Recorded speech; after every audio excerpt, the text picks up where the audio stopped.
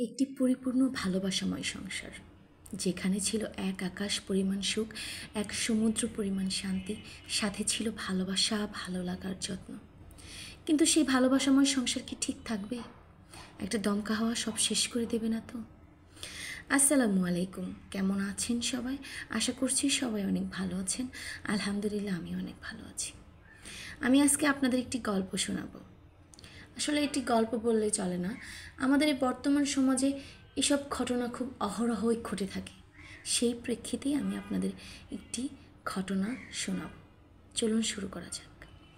মাহির আর রোকাইয়ার সংসার 6 বছরের। খুব সুন্দরভাবে চলছিল তাদের সংসার। হঠাৎ করেই রোকাইয়ার ছোট বোন সাইমা ঢাকায় ভর্তি হয় এবং সে রোকাইয়ার বাসায় থাকতে শুরু করে।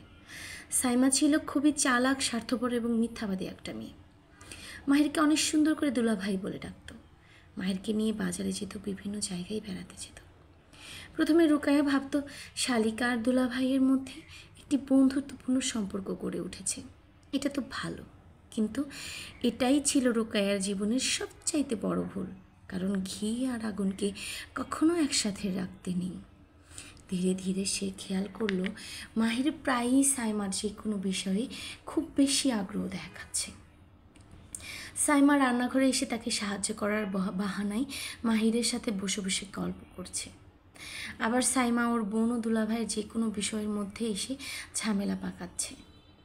একদিন তো সাইমা তার বোনকে বলেই ফেলল, আপু তুমি একটু বেশিই করা দুলাভাইয়ের ক্ষেত্রে, একটুও ছাড় দাও না দুলাভাইকে।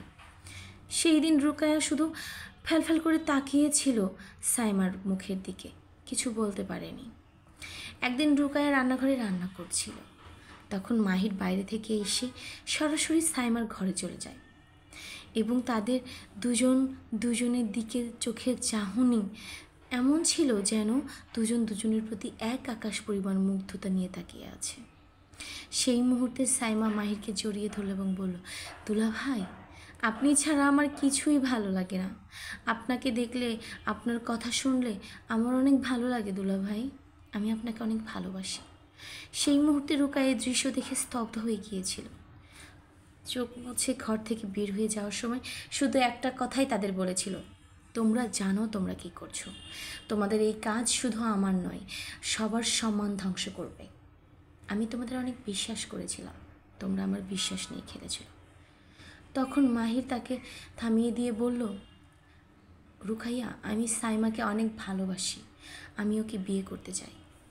এটা শোনার পর রুকায়া যেন মৃতপ্রায় হয়ে গিয়েছিল এবং তখন থেকেই শুরু হয়ে গেল রুকায়া এবং মাহিরের সংসারে ঝগড়া, কান্না, অপমান, একে অপরকে দোষারোপ করা, একে অপরের দোষ খুঁজে বের করা এবং একে অপরের প্রতি অবহেলা।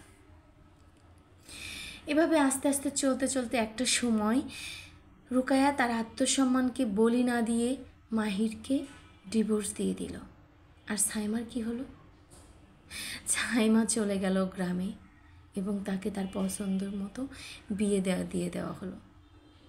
তাহলে মাহির কি পেল? মাহির পেয়েছিল এক আকাশ পরিমাণ ঘৃণা, এক আকাশ পরিমাণ অবহেলা, এক আকাশ পরিমাণ কষ্ট, যেটা পেয়েছিল তার নিজের স্ত্রী রুকায়ের কাছ থেকে। গ্রামের মানুষ তো এখনও বলে, একটা ভুলের জন্য, একটা অপবিত্র সম্পর্কের জন্য একটা পবিত্র সম্পর্ক শেষ হয়ে গেল, সাথে শেষ হয়ে গেল পরিবারের সম্মান ও মর্যাদা। তো এরকম অহরহ ঘটনা আমাদের এই বর্তমান সমাজে আমাদের আশেপাশেই ঘটে চলেছে।